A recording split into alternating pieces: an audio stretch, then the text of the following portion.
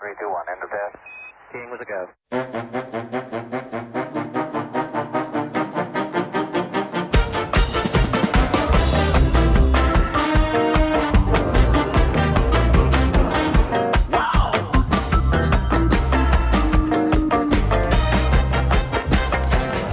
Well, hello there, and welcome to another edition of Warbirds Wednesday. My name is Fred Bell. I am working on my posture, balancing this I look like Beaker, Jason. I'm going to go ahead and get this one off because I can barely keep it on there. My effulgent assistant, I kind of butchered that one, but today we are still working our way down Trainer Lane, but the way that we're doing this is we're going way into the bleachers on this one, and we're going to talk about a very rare Japanese aircraft. Not so rare for the Germans, but the Japanese aircraft we're going to be talking about today is the Mitsubishi, the J8M, which was the Navy version, or the KI-200, which was the Army. It had no code name. It had either in Japanese with either autumn water or sharp sword, which I could understand, sharp sword. Now the Japanese knew the B-29s were coming, and so they had a real challenge, and they're dealing with a high altitude aircraft. They went over to Germany, and I'm going to go throw up a plan view of this. Greg threw up a plan view of the Japanese version, but they saw the 163, this ME-163, and they were really enamored with it. Now, why, I do not know. The one thing you look at German aircraft late in the war is that none of the, what we call the Wunderwaffens, so to speak, were very practical. Probably the ME-262 is the only one, but they all had a problem in that they had to get back to base, and the Allies had complete air superiority. Now, the Germans increased their AAA around all these installations. The 262 ran out of fuel. This thing did too, and it had no means of propulsion by the time it was done. It went through the bomber formations, 30 millimeter cannons, fairly heavily armed, and then it would glide back to base. Notice the term I said, glide. It was completely defenseless. And the other thing is it had relatively short range. So the bombers coming over would have to be in range of the launchers. The 262 could fly to wherever the Allied aircraft were. This Comet, the 163, could not. But whatever it was, the Japanese thinking maybe they had a more narrow, they didn't have all that airspace to defend on the way into the cities. I'm not really sure. They were very enamored with this. So much so that in 1944, they paid the Germans $89 million in today's dollars for the rights to the aircraft and the engine, and then they could study it. And the idea was that they would basically reverse engineer and come up with this J8M, and that's where the fun starts. Because what was the other thing, Jason? You had to get the parts for this from Germany to Japan, and the United States had cracked the code, and every time the Germans would try to ship something by sub, they would send disassembled components. What happened? The sub got sunk. So the Japanese had to eventually reverse. Now this is a testament to Japanese engineering, because the engineering on this thing is tough, right? And to recreate the motor and everything, they actually reverse engineered that J8M from an operations manual and some other components. But essentially what they ended up with was a copy of this. Now, they're not without challenge, not without issues, but they eventually were able, Mitsubishi was, to come up with this aircraft. And that is a real testament because this is cutting edge technology. Used the same propellant as the Germans used. The only difference was, from what I understand, the J8M was about 800 pounds lighter. So, and I could be wrong on that number, but on the specific weight variance, but it was definitely a lighter version than the Comet. And so the Japanese had it. They also built, and here's where it comes into the trainer land, they built 7 operational versions and 60 of these that were trainers, which essentially glider trainers.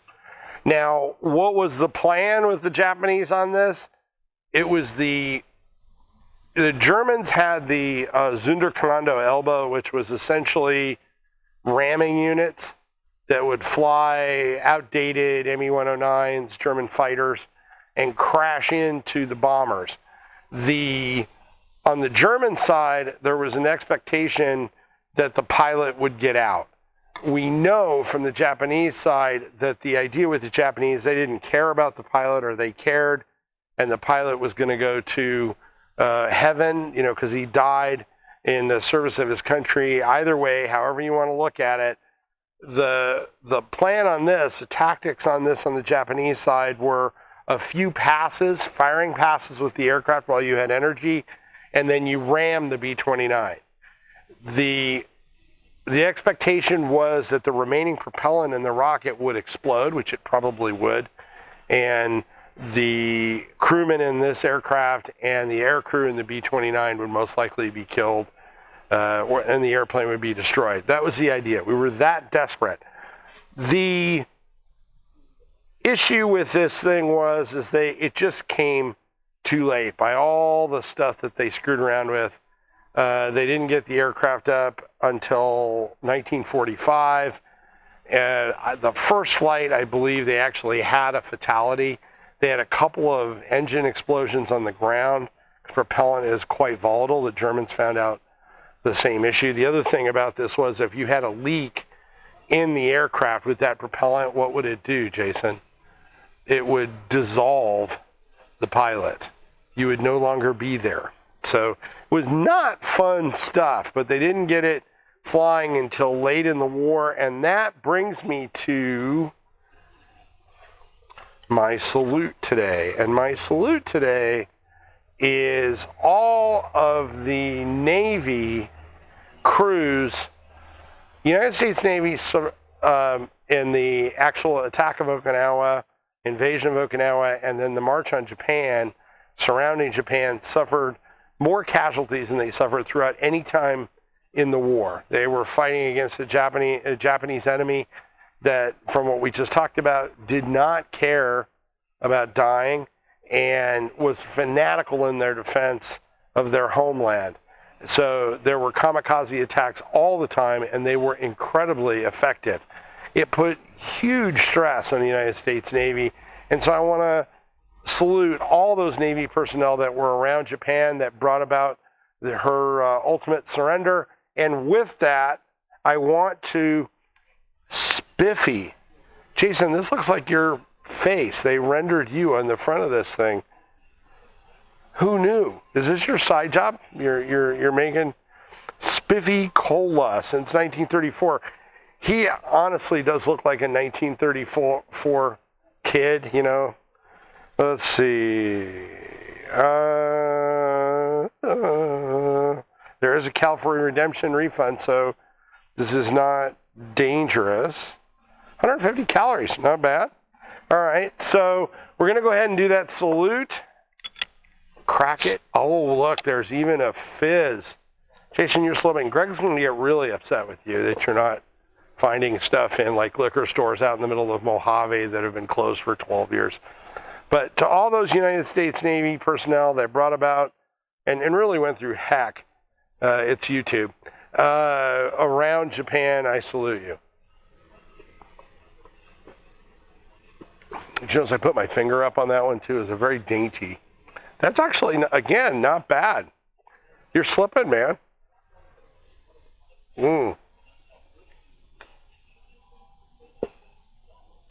Oh, that's actually good. It's still summer here. It's a nice cold beverage that isn't filled with noxious chemicals that maybe I just can't taste them. You never know. So the Japanese, as I said, built 7 of the J8Ms or the KI-200s, 60 trainer versions. The war ended. The United States did what the United States did with a lot of stuff, is they brought some of them back.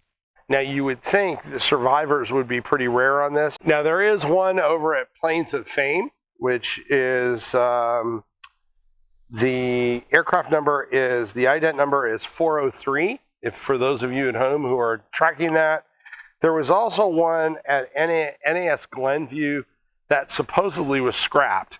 I always like to think that with these, like that German helicopter, Jason, we did that one time that supposedly disappeared being scrapped, and that this J8M, that these are in somebody's garage somewhere, they got hauled off and they're in a private collection.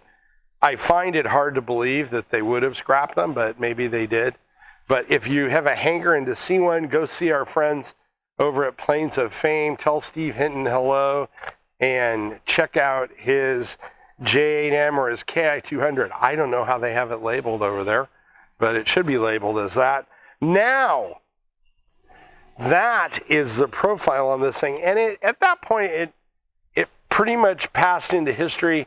I don't know of any other engineering concepts past World War II that utilized, this type of attack envelope where you had a glider, chasing down bomber formations and a manned glider and crashing into them or shooting them up. If you have one, put it in the comments section. But then they moved on into history.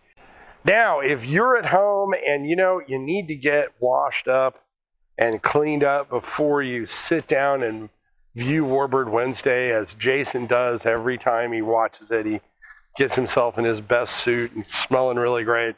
You can use this We Can Do It towel. That's got Rosie the Riveter on it, and a very, very cool towel. Probably take it to the beach. People would comment on this. This is very cool. So go ahead and click on that link button, and we will get you one of these out. We cannot do everything we do without your donations. So click on that donation link in the comment description. And while you're down there, we have a whole bunch of education materials. Go through that, figure out what you need. You can download them for free, or you can take a segment, teach your kids at home, do an experiment. There's all kinds of fun stuff down there. We want you to enjoy doing that. Now, we cannot do this without your subscriptions and your likes and your comments. So if you came across us and you like one take Warbird videos, we do this in one shot, go ahead and forward us to your friends. Give us a subscription. That really helps the channel. If you're on Facebook, give us a like. The same thing. Instagram. We really appreciate it. My name is Fred Bell. I am the Vice Chairman of the Palm Springs Air Museum. Thanks so much. Have a great day. 3, 2, 1, end of test. King with a go.